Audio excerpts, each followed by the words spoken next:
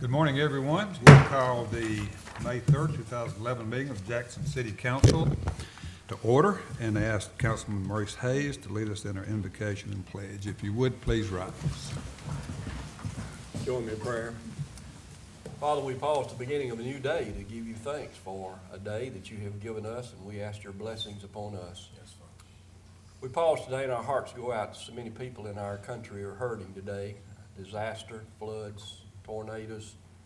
Many people have lost family members, people have lost lives, and our hearts go out to them, and we pray that through your Spirit you'll minister to them and to their needs.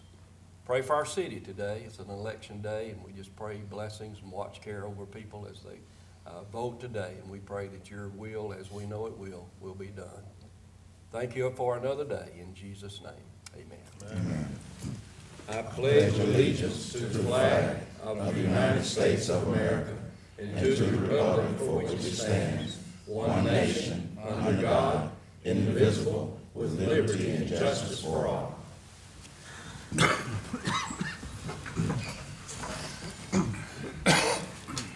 Neil, you can show all council members present, and council received a copy of the minutes of the meeting on April the 5th. If there are no corrections or additions with those meetings, we'll go ahead and accept those as distributed. Item 5 is the invitation to public comment. And if there's anyone present who would like to be heard on any item under new business or in public hearings under ordinances, if you would just signal at the time, and I'll be happy to call you up.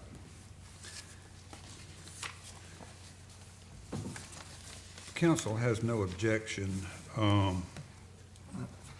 We have Harrell Carter. Is Harrell here? Had asked for a place on the agenda. I don't see him, so we'll go ahead and maintain the order of the agenda as you have it. Item 6, first readings, consideration of ordinance to amend the official zoning ordinance for the city of Jackson, Tennessee, regard to Title 10, Animal Control, and I think that should read the official code of the city of Jackson. Ma'am, Councilman Udecker. I'm going to ask the council to table this for this particular month. There are some minor changes that might need to be made in regards to the language. And I'd like to recommend that at this point that we, if with the mayor and the council's permission, to let the legal staff review the language and make sure that everything is within order. Is that all right with mayor and council? Okay, if there's no objection, then we'll postpone this until a future meeting. Okay. Thank you. Item 2 is consideration of an ordinance to close an abandoned unnamed alley running east of Phillips Street, just north of East Chester Street, submitted by the planning staff. Stan? Good morning, Mayor and Council. Good morning. Good morning.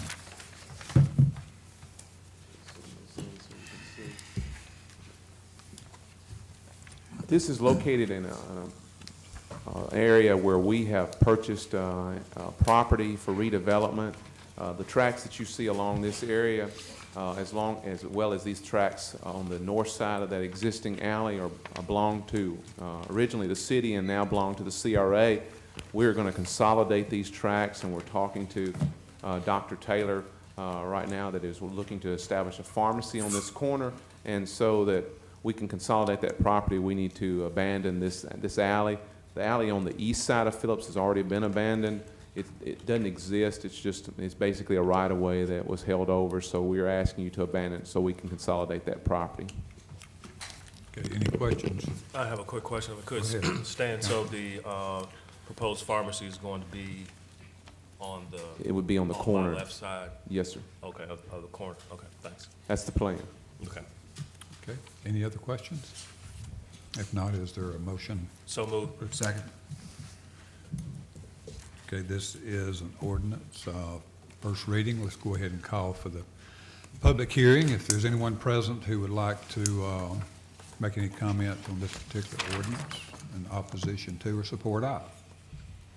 If not, we'll close the public hearing, and we have a motion, the second. Yes, second. Council, please vote. And the vote is unanimous. Item 3 is consideration of an ordinance to reapportion the 9 council districts of the city of Jackson.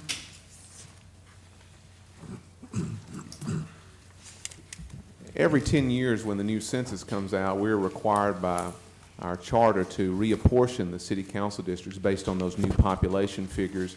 What you have before you today is the ordinance and the districts that we are proposing to you. Basically, the premise of reapportionment is that you take your total population, which is established by the census, and you divide it by the number of districts you have to come up with an optimum population. And that, in other words, in our case, we divide our population by 9. And you try to get your districts as close as you can to that optimum number, and the general rule of thumb is that you maintain a 5% threshold, plus or minus on either side, to try to get those as close to balance as you can. This is our proposal that we're giving to you. We've tried to keep the districts as close to what they've been in the past as well as we can, because populations do shift, and as they shift, we have to make allowances for that. But we have tried to keep them as close as we can to the existing districts, so there's not a whole lot of, moving around. People get associated with districts, and we try to keep those neighborhoods connected to those districts. So we would recommend that you approve this plan. Based on our charter, we have 90 days from when the statistics come out, so that's why we're on this time frame we are now. It requires that we move quickly. The figures came out March 16th, so we have 90 days from that point, and so we're on track, we're on schedule. We'll have second reading in June, and then that will be final. These districts will not affect the current election. Of course, you are running on your old districts under the old plan. These will only go into effect with any new election that comes forth in the future. And based on the census requirements, this plan stays in effect until the next census, because we have to use the official census number to do the reapportionment by. Mr. Chairman, Go ahead, Councilman. Mr. Pilot, Yes, with sir. respect to annexation, all of that, I know you stated the other day, would go to District 7? Yes, sir. According to the charter reads that as areas are annexed, those people go into the area that, our district that they're adjacent to, and the annexed areas that we have coming into the city that should be effective very soon, they will go into District 7 because that's the area that they are adjacent to.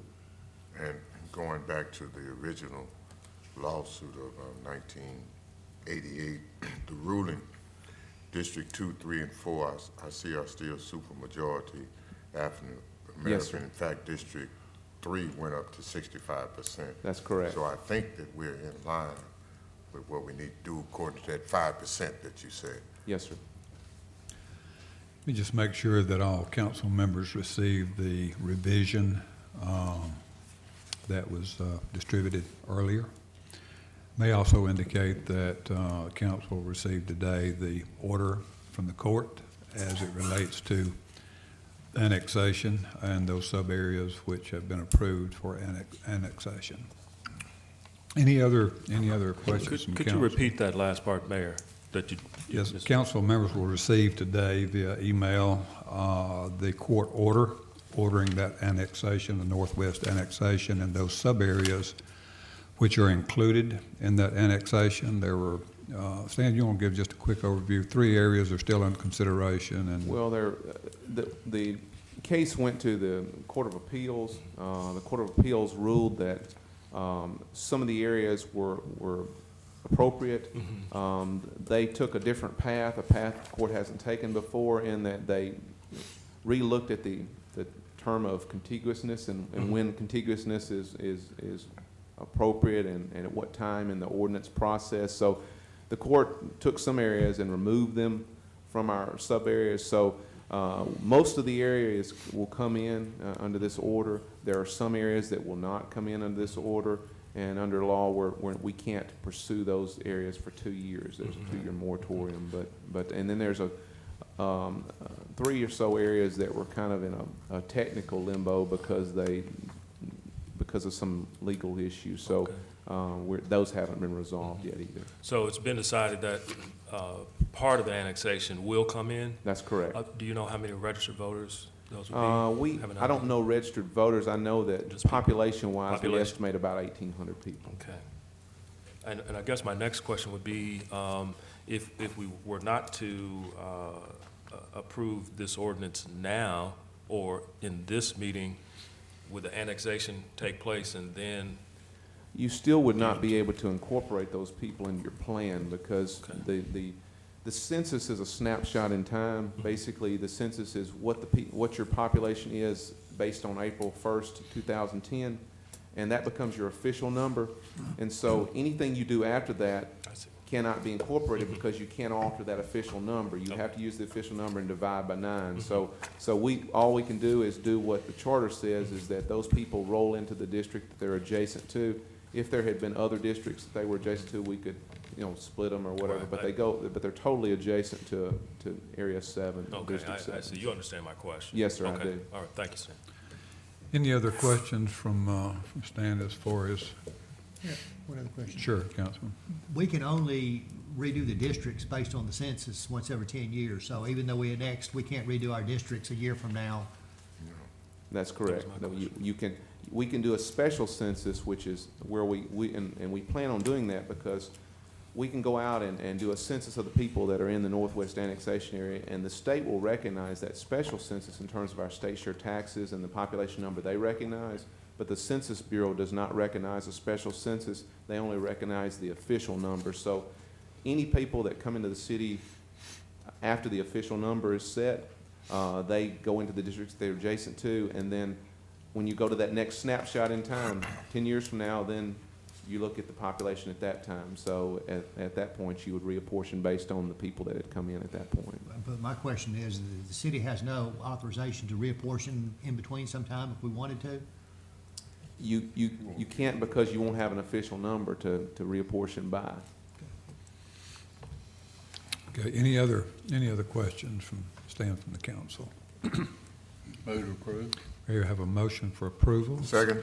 And a second. Before we vote, gentlemen, let me open the public hearing. This is an ordinance on first reading, and ask if there's anyone present who would like to speak in support of or in opposition to the passage of this ordinance. And Dr. Brooks, you have the chair. Thank you. If you'd introduce yourself, please, for the record.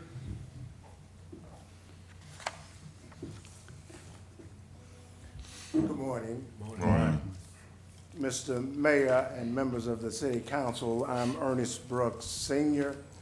and represent the Redistricting Committee of the Jackson-Madison County NAACP.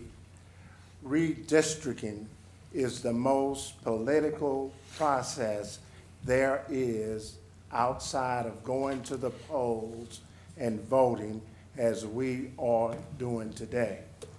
It is also one of the processes that can permanently disenfranchise individuals for a 10-year period.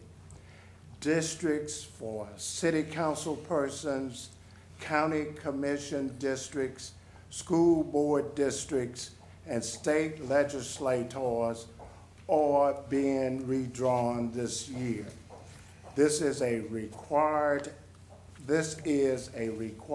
every decade following the census to ensure voting precincts remain roughly the same size and/or take into account changes in the city, county, and state population increases or decreases.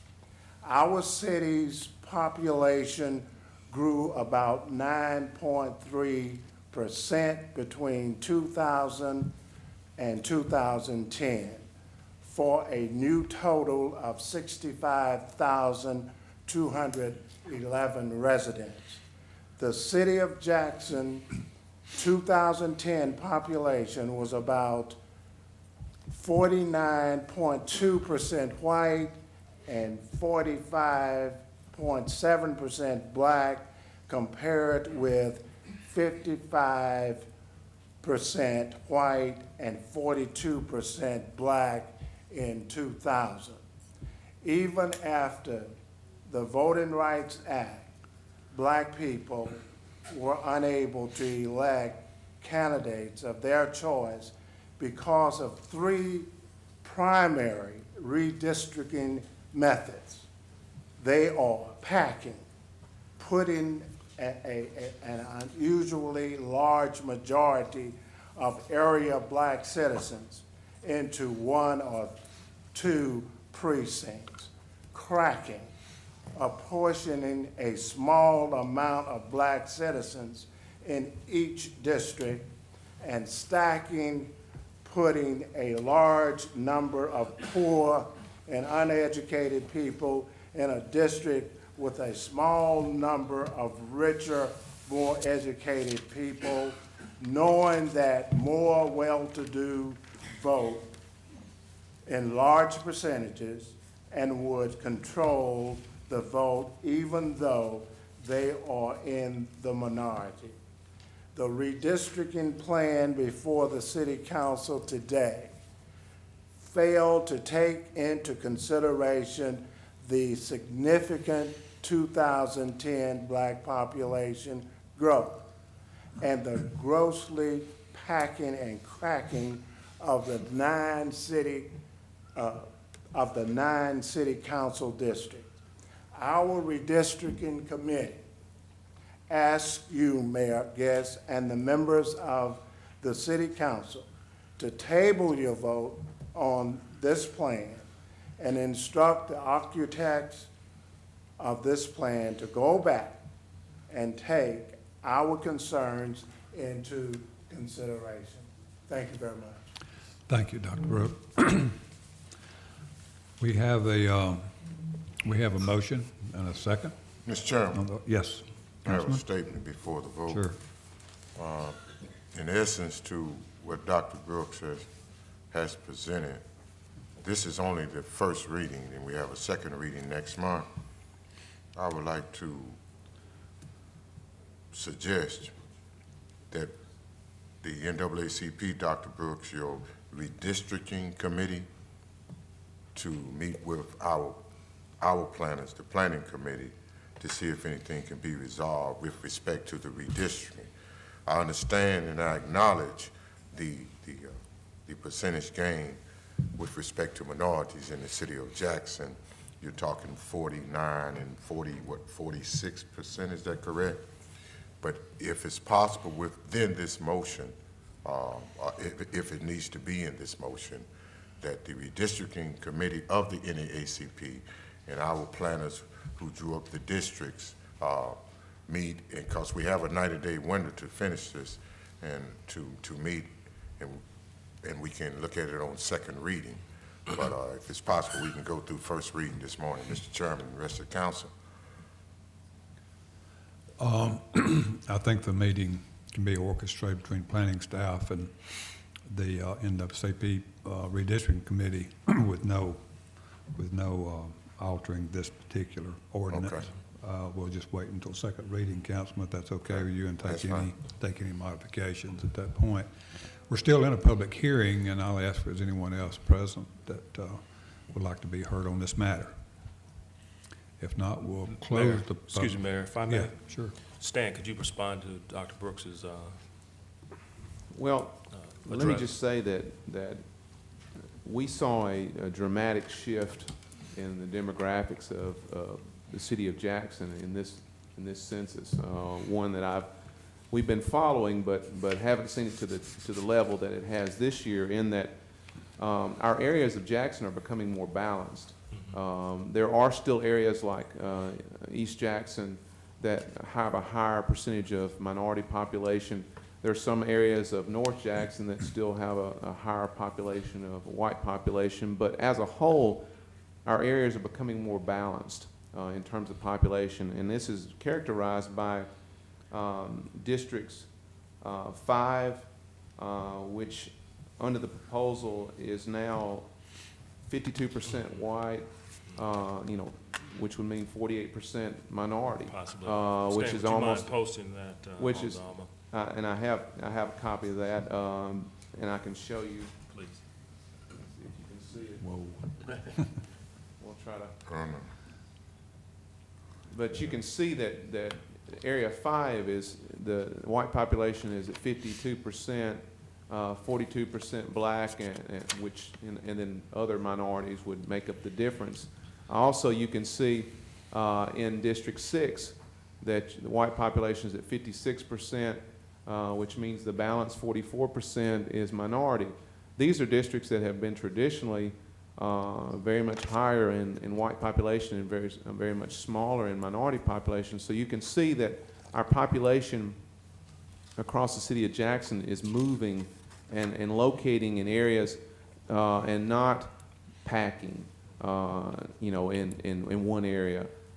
So that's, in looking at the districts and the analysis that I've done so far, to me, it's going to be very difficult to create minority districts because of that, because there's not going to be these big pockets that we can utilize other than starting to split up East Jackson. And to me, that would violate other parameters in that you try not to dilute strength, and it would also, I don't know how it would reflect back on the lawsuit in '88. And so, yes, if you just throw all the parameters out and say we're just not going to worry about what the districts were in the past, we're not going to worry about what the percentages or areas were in the past and where incumbents are, and we're just going to start drawing lines, you may could come up with a plan that could create. I don't know. Again, it's going to be difficult, but I think you start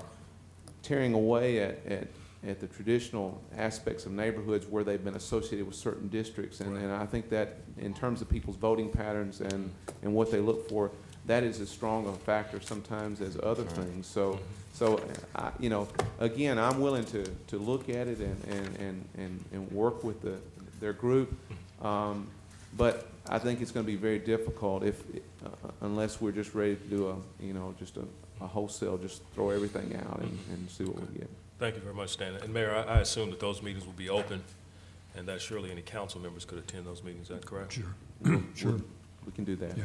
If you will, Stan, as you all schedule your meetings, make sure that our council members get email. And Nita, we may put a public notice in on that also, where Okay. people from the general public can attend. Thank you, Mayor. Okay, any other comments? We have go ahead. Just Councilman. a question on that. I'm assuming that if we approve something today, we come back in and say, okay, we're gonna change the districts up then we're okay on the 90-day timeframe? You are. Yeah, We would we're just- still it would just whatever be an amendment, amended So plan. we can amend second whatever we reading. approve today, and then we'll still be okay on it. That's right. Yeah. We'd still stay on time frame. Mr. Chairman and Council, Stan, I'm correct with the assumption that any modifications, changes can be made on the second reading, if there be any. Yes, sir. If there's But a we change. asked that the council receive some information before the second reading. I'll Because we do have just no like I have. information with regard to any modifications. Yes, sir. I'll do just like I have up to this point. I'll send you any revision or any proposal that's changing. I'll send you that information along with the demographics that go along with it, so you can see that prior to the meeting. And if we make sure the council members are aware of the dates and times and locations of Will those do. meetings. Any other questions or comments? We have a motion and a second. We're still in the public hearing. Mayor, Mr. Carter came in. I think he, Brooks. Okay. Okay, if there are no additional comments, we'll close the public hearing, and we have a motion and a second for adoption on first reading. Council, please vote. And the vote passes 8 in favor and 1 abstaining. Item 4 is a presentation of the 2011 annexation progress report. We'll have a public hearing on this report after all questions from council, and there will be no second reading on it, simply a report. Dan? This progress report is for sub-area 22, which is the area where Wrights Mills subdivision is located. State law requires that as areas are annexed, that we continue to report on the progress of service provision until all services that are listed in the plan of service are provided. At this time, sub-area 22 still is awaiting the transfer of electricity from Southwest to JEA. So until that is complete, we have to report that issue is not completed, but will be completed soon, and they expect it to be completed soon. But again, under state law, we have to do a public hearing and give you a progress report on any area that hasn't been completed yet. Mayor, I've got a question on that. Sure, Councilman, go ahead. Why does it take, 5, almost years to transfer the electricity over? That's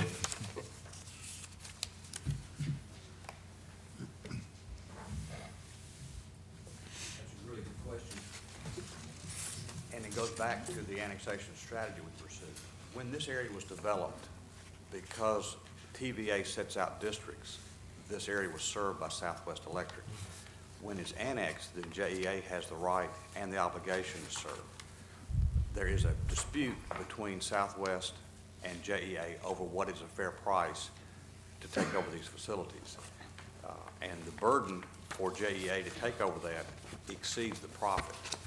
And in addition to that, in litigation that's gone on in other areas in this one, there is an attempt to add to that burden for JEA. So they're involved in negotiation and perhaps litigation to arrive at the fair price. And that's why it's important that if we can extend the boundaries before development, it solves a lot of problem and is a much more efficient way to do it. So I can go into a lot greater detail, but it's stacks and stacks of documents concerning not just what's at the customer's area, but system-wide. Okay, so in other words, Southwest is asking more for the property than JEA is willing to pay, and they're Right. negotiating that out. Right. But And the it is residents nothing- there, my concern, of course, is the residents there is being served, I understand. by the By city. voters, right. And we're doing the best we can to make sure that they're getting proper service there. City's done everything it can do. JEA is in process of negotiating a fair price, Okay. and that's where we are. Good question. Mainly for Stan, or maybe, it's not so much for legal as for Stan in regards to, I'm assuming the street lights then, the issue about those particular street lights is the same issue that we're talking about with Southwest. Are the street lights now being supplied by Southwest or financed by Southwest, or what? Or are there street lights there?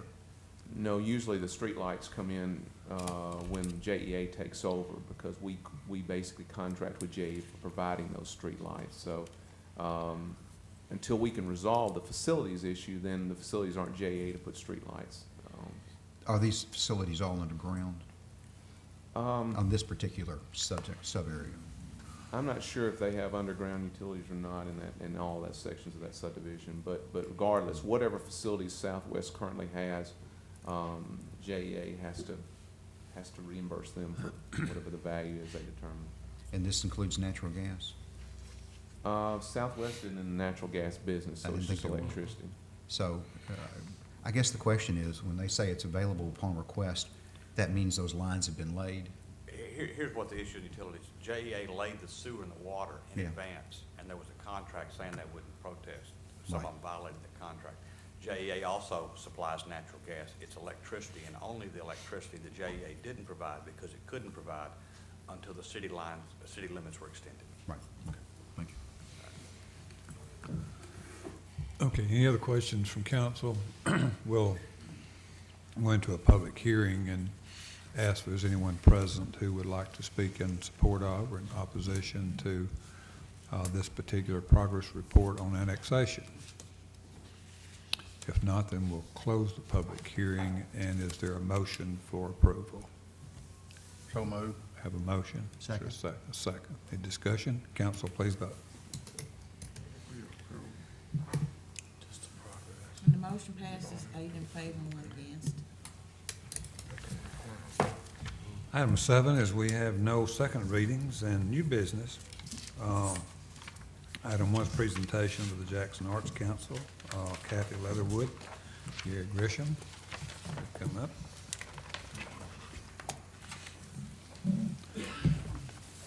And their support team. Good morning. Mayor and council, good morning. Good morning. And thank you for taking your time out of what appears to be a very busy agenda to recognize the arts this morning. I am Gary Grisham, currently serving as president of the Jackson Arts Council. And joining me today is our executive director, Kathy Leatherwood, and our board VP of Government Relations, Trey Rabin, and some of our board members and friends of the arts that are in the community that are with us today. Is it appropriate to ask them to stand? Sure, absolutely. Thank you all for being here. We've come today for a very simple purpose, and that is to thank you for your investment in the arts in Jackson. The Jackson Arts Council has been strengthening and connecting the arts for the past 44 years, and we could not do all that we do without your encouragement and your support. Thank you so much for your time. We always like to come here and tell you how your support has helped us serve the community. We've got some highlights that we want to talk about, just a few of the highlights. One is that we were cultural partners with 20 arts projects this year, and we also sent over 6,000 children so that they could see art dance. All these children would never have had that opportunity if we hadn't been able to have this program. Educational program is so important for us, and we continue to give educational programs for the arts organizations and artists, and we recently gave a grant workshop for that purpose. As with everything, funding is more and more competitive, and the competition for funding from the Tennessee Arts Commission has also gotten more competitive. We were so fortunate that Tennessee Arts Commission reviewed what we did this year and actually increased our general operating support. One of the factors that they look at is local support, and because y'all support us locally, it helped us to get more funding from the Tennessee Arts Commission, so thank you so much. We also, when we give out grants, we realize that organizations that have strategic planning and board rotation are more likely to be successful, and we reward those organizations in the grant process when they have those things. This year, we also are more into social media. We're on Facebook. We want to, that helps us strengthen and connect the arts to the community, and because we promote events that are happening and give them information on Facebook and our website. Finally, we awarded over almost $100,000 in grant money so that arts could be more accessible in the community. And a lot of this money went to organizations so that they could in turn rent city facilities. So the money comes back in different ways to the city when the Jackson Arts Council is supported. We do sincerely appreciate your supporting us. We are making progress, and we could not do it without you, so thank you. Thank you, Mr. Mayor, gentlemen of the council. I want to speak briefly as a regional director for AT&T. I had an opportunity to move to Jackson about 2.5 years ago, and I look at the arts from an economic development standpoint. It's a resource for Jackson. As I was reviewing Jackson and making a decision whether to move my family here, one of the things that I did look at was the culture, the vibrant community that we have here in Jackson, and the arts play a significant role in that. From my perspective, with all things being equal, I made a decision to relocate my family to an area that had a vibrant arts community. I have a young daughter who is very much attuned to ballet. I have a young son who's musically inclined, and they're able to fulfill that passion they have here in Jackson, thanks in large part to your support for the arts.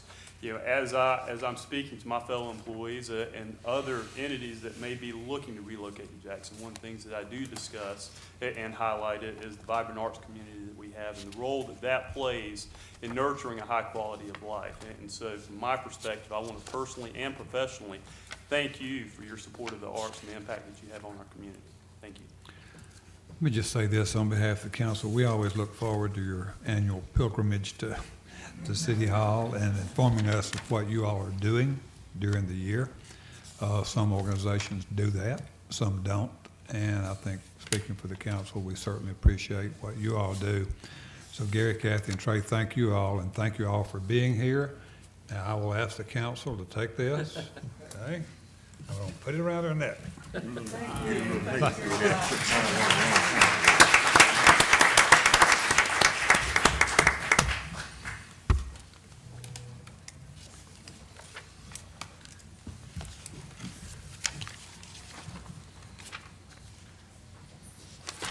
We can go to item 3, consideration of the resolution approving the 5-year consolidated plan, 2010 to 2015, and the annual action plan, year 1.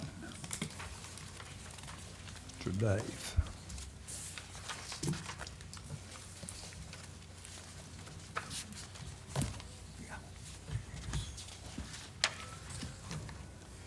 Good morning, members of council. Good morning. This is the second year of the 5-year plan, annual action plan. This basically means we add this to the 5-year plan, and we've got 3 more to go in the future. This year, though, there is a slight, I'll just say we're going back to bread and butter. As most of you are aware, the United States Congress is just now passed the 2011 budget, but at this point in time, we still do not have our formula amount from HUD. They're in the process of doing that now. So we based this plan on a 20% cut, and from what we saw with 2011 budget, it was like a 21% cut. So we were pretty much on target with that, and so it's been pared back to what I call our bread and butter activities.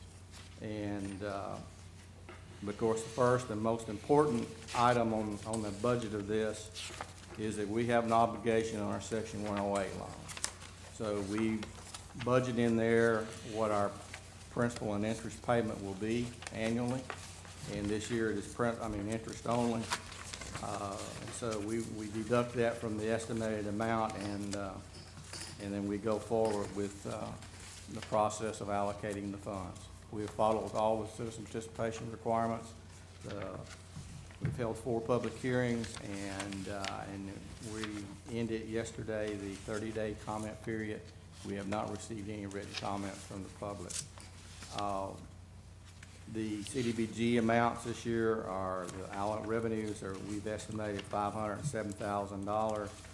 We have what's called, and I've started adding this in here in the budget now to satisfy the auditor's request last year. So we take what was called a CDBG carryover, and that's the amount of dollars we have in the letter of credit at a particular point in time. I would prefer using May 2nd because that's when they stop, but I can't squeeze it in quick enough in the public hearing process. So this is as of March 31st. Of about $1,037,048 for previous and current ongoing projects that we have now. And that does include the $400,000 y'all approved in a substantial amendment for the rifle projects last month. Home, big drop, $339,700, and the carryover on that's estimated at $691,000. So we have a budget of approximately $2,574,000. For the new expenditures, allocations, planning and admin and public services have a cap on them of 20% for admin and 15% for public services.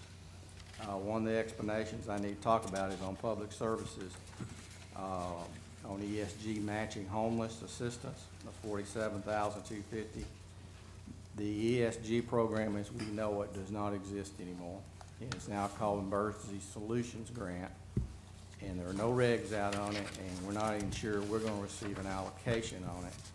And in order to allow the homeless programs to continue with some budget dollars for next year until this gets resolved at HUD and the THDA levels, this will help them carry on through their year for a short period of time. And then our minor emergency repair program and our 108 loan payments and our public service assistance and our CBDO, Genesis Incorporated, which basically funds the Boys and Girls Club process. That is basically what I call bread and butter. And on home, Target Rehab, and we're required to set aside 15% for our CHODO, Community Housing Development Organizations. And that basically makes up our budget. Any questions? Any questions of Dave? I have a question, if I may, Mayor. Sure. Dave, could you explain the Section 108 program? The Section 08 loan program is, HUD has allowed you through congressional approval on continuing that program, that you can borrow dollars for development now, but you repay it over years' time. It's guaranteed through the payments of the Community Development Program, and should this program falter, then the city will pick up that obligation. That was approved last year, and so the city has received the $3.5 million on that program, loan proceeds, which went to the bond market, I understand, and it is split between the two CRA districts. Okay, that was my next question. Thank you very much. One question, if I might. The $400,000, I'm assuming that's in carryover active projects estimated from HUD letter of credit. Is that correct? Yes, sir. Okay. It's incorporated in that $1,037,000. Of course, we'll be identifying it as it'll still be a previous year project, but it was dollars that had to be reprogrammed. Dave, you did say 3.5 million or 108? I think it was, yes, I think it's I think it's 3. Slightly over 3 million, about 1.5, I think, went to each CRA district. Yeah. Sorry, how much? 3.1. Any other questions of Dave? Is there a motion then to approve the 5-year consolidated plan? Move to adopt the resolution. Second. Motion made and second. Any discussion? Council, please vote. And the motion passes 8 in favor and 1 against. Thank you. Thank you, Dave. Council has no objection. Let me back up one here to item number 2. I had falsely assumed that Dr. Brooks had spoken on behalf of the NAACP. Mr. Carter is on the agenda, so Mr. Carter, if you would come up.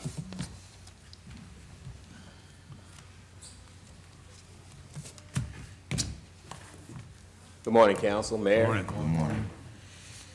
Dr. Brooks spoke on the issue of redistricting, and we certainly want to follow that through. We know that the U.S. Census was a very big part of how the city operates going forward. And the NAACP, as you know, has a local branch, has been here since 1948, and has been involved in various situations within the city and the county here in Madison. The purpose for me coming this morning is to, first of all, for those that do not know much about the NAACP, my aim is to tell you a little bit something about the organization. It's over 100 years old. This branch was started back in 1948. We address the issues of racism, bigotry, discrimination of any kind, to any people. There has been, obviously, the civil rights era, and as we go forward, there has been changes to how we look at this organization and how this organization looks at the communities and the people that it serves. Our focus is basically to make sure that each and every citizen in Madison County, including the city of Jackson, is afforded the same opportunities as everybody else. As we go forward in building a community, and most of us, born and raised here, and we look at the city of Jackson and Madison County as our home, and we want to see it progress to the best that it can be. That said, we know that we have issues. Racism is not dead. Bigotry is not dead. Discrimination of women, discrimination of people of color, certainly is a part of it. Now, it's often said you can't put lipstick on a pig, and I prefer not. But I think realistically, if we take a look at who we are as a community, it's really not difficult. It doesn't take a brain scientist to figure this out. We've got to go forward together. And to that extent, the NAACP is willing to work with any organization, any government body in order to achieve that. There's going to be issues that we deal with. Some of them are unpleasant. Sometimes it's said that we don't have the courage to deal with the real issues in this community. Let me just step back for a second and give you a glimpse of where we are in looking at the city of Jackson and Madison County. We know that there is an achievement gap in our education system. We believe that we have good parents, black and white. We have certainly challenges with our children. We intend, along with other entities, including the school system, to address these issues. We want to do more work with parents and students. We also look at the poverty gap. In Madison County, I think the census that's brought out really spells it out. We know where the issues are. We know that poverty breeds crime, the type of behavior that we try to prevent. But if we're going to prevent it, we have to do more on the front end, not on the back end. We can't rebuild ourselves out of this. I served on the Jackson Police Department for a number of years, and one thing that I quickly found out that as good as we are at that point in time, we cannot lock everybody up. It's just physically impossible. We build a new jail and it's full within months. So we have to do something different. And that difference starts in each one of our communities. We know about the programs to extend the city limits, annexation, et cetera, the progress of service to those areas. And we look forward to expanding our city. But when we expand and we take resources out of other areas, then we have issues that we create ourselves unbeknownst. And I know we say we want the new tax dollars. I understand and know that. But it takes, as you know, 12, 13, 14 years to receive any benefit after the city extends its services out to any area. So we're not receiving those immediately. But at the same time, we have neighborhoods that need servicing, repair work. People need all types of things that the city can offer them. To that extent, the NAACP is linking up with different organizations within the city, different governmental agencies that we can help complement in doing the things better that we feel that need some work on them. Our last resort is to wind up on the streets marching and all the other type of things, including court. But we want to make this city the best that it can be. We feel like that we've got a good group of people on the city council. I think if we can work together closely enough that we can find out that we can build this city with blacks, white, Asians, Hispanics, all the entities that makes up the tapestry of this city. Disparities are something that you can look at. Many cities have done it. Disparity studies are done all the time when you really want to take a good look at what your city looks like. It's no secret that we're about 62% of our city's public school students are in poverty. We know that. So their parents are in poverty. We know that in the African American community, there's well over 30-something% in poverty. We know that with tough economic times, we know that there's issues with getting jobs, et cetera. We understand that. But this is something that lingers in good times and in bad. I think that we have some answers to some of the problems. We're going to be seeking your advice and counsel on others. But we want to work together on a lot of these things. And some of them take a little bit of money, some of them doesn't take that much money or hardly any money at all. One of the things that we'll be looking at is trying to help the city expand the Second Chance program. We know that people get in trouble and they need a second chance in order to revise themselves. We've been inundated with young men and some women that have committed a crime when they were in their early adulthood, and as a result have a felony record. We're initiating a program that will expand the Second Chance program to include these people. People have not been able to get jobs for 20 and 30 years because of that on their record. We don't have any throwaway people in our society like we have no throwaway children. We want to be able to participate in this process of voting. We know that the legislature has made it a little bit more difficult, but we'd like to see in our early voting process a voting precinct downtown.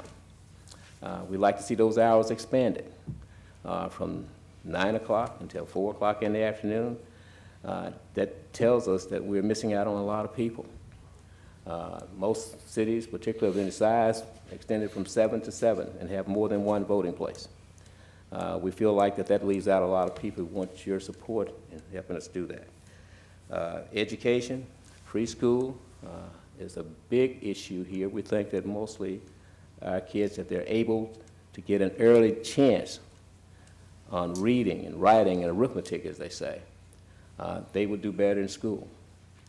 But we will try our best to lend a hand where we can and to point out the glaring issues and difficulties that we're having from the perspective of people that perhaps most of the time is not going to come before you. They'll sit back silently and they'll be in poverty for the rest of their lives. Jackson, Tennessee, Madison County has some good people. A lot of times they just don't know what to do and how to do it. We want them to encourage them to go to school. We know that we have close to a 50% dropout rate among our African Americans males in public schools. We know that after those that graduate from our public school system, that there is a very small likelihood that most of them, 50% of them, do not even go to college or worse. We got all the statistical data. So what do? What we like to do is to try to help implement initiatives and programs and things that, again, not all cost any money, but you have to pay attention to the details. What makes a city is that we don't leave one part raggedy in a ghetto attitude and then prop up other folks on the other end of town.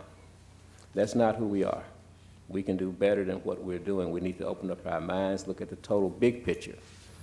I, too, am an art lover. I'm a symphony lover. Don't get a chance to participate as much as I would like.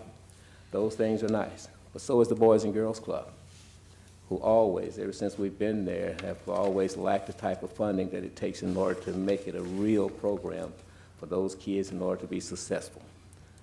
We have literally thousands. In fact, I think we got over 2,500, 3,000 kids that could go to preschool, and yet we have no place for them because we only have 20 classrooms with 20 kids each. These are issues and things that we need to recognize and that we need to find a way to resolve.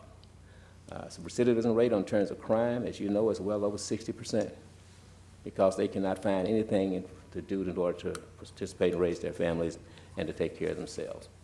These things are fixable. We intend to offer suggestions and ideas. We'll accept the criticism as well, but we know that we can do better in this community. We need not hide from the shame that we have in some of our communities. We can roll up our sleeves and really get to work to make all of us very, very happy and to live in Jackson, Madison County. I do thank you for your time, and I look forward to our future communications. Thank you, Mr. Carter. On to item 4 is consideration of contract for boiler chiller maintenance.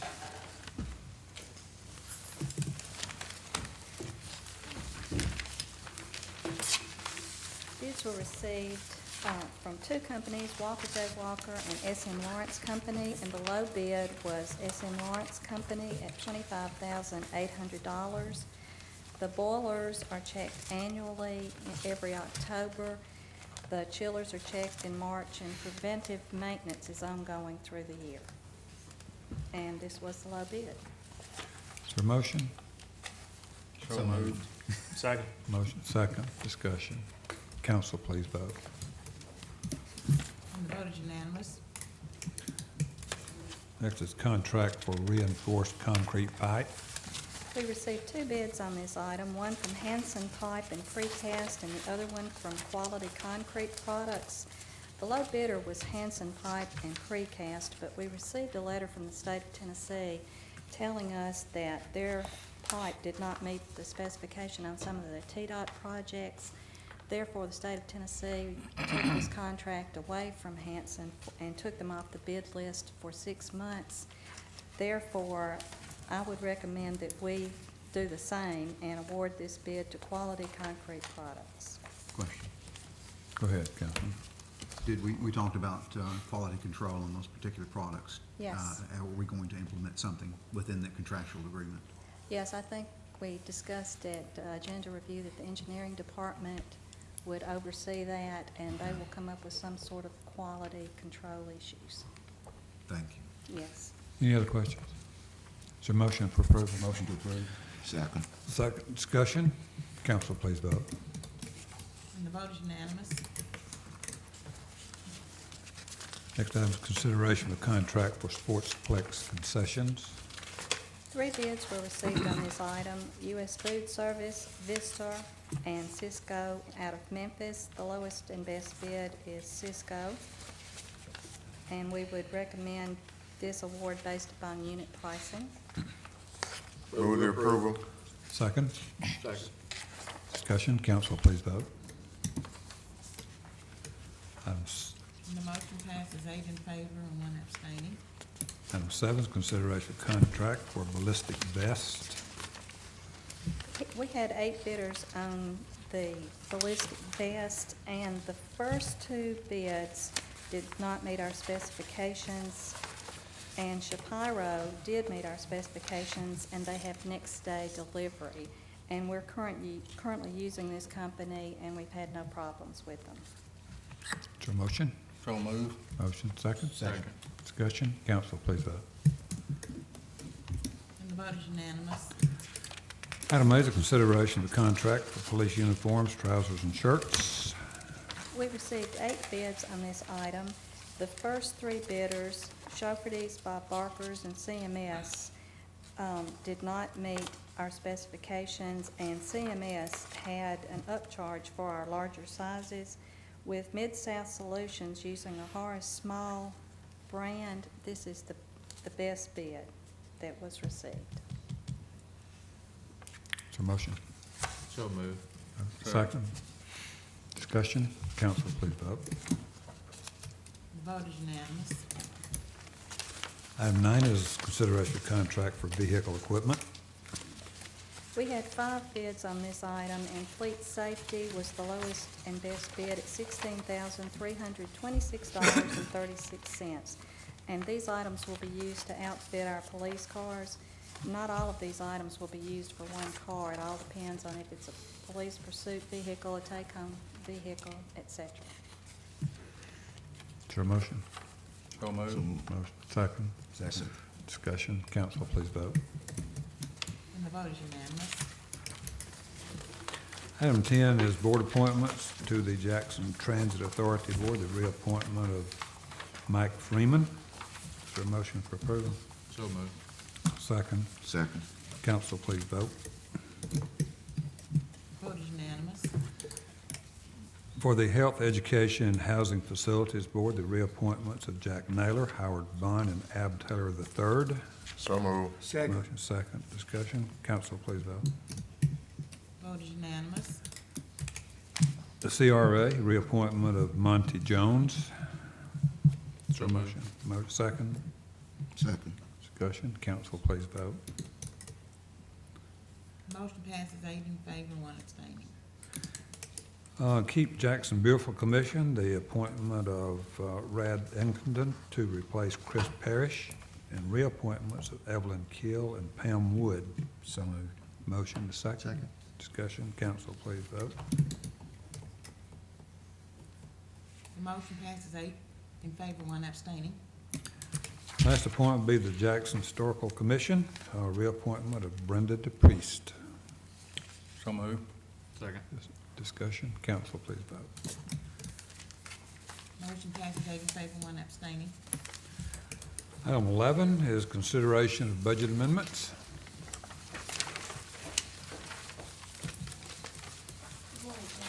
Morning. One budget amendment I found that we need to go over. This is a grant that has been received by the Liberty Gardens, the Recreation Trails Program grant. The total grant is $100,000, with the state providing $80,000 and a match required on behalf of the city of $20,000. This match will come from fund balance. The grant period is from June 1st, 2011 till May 30, 2014, and it will be used to build a ADA restroom as well as construct a pedestrian bridge at Liberty Gardens Park. Quick question, if I may, Karen, is that $20,000 a year? Is that $20,000 per year, the match, or just one time? Just one time. Thank you. Any other questions? Move to approve. Have a motion for approval. Second. Second. Discussion. Council, please vote. Motion passes 8 in favor, 1 against. Final item is consideration of invoices over $10,000. So moved. Have a motion? Is there a second? Second. Second. Discussion. Council, please vote. Motion passes 8 in favor, 1 against. There being no further business, meeting is adjourned. All right,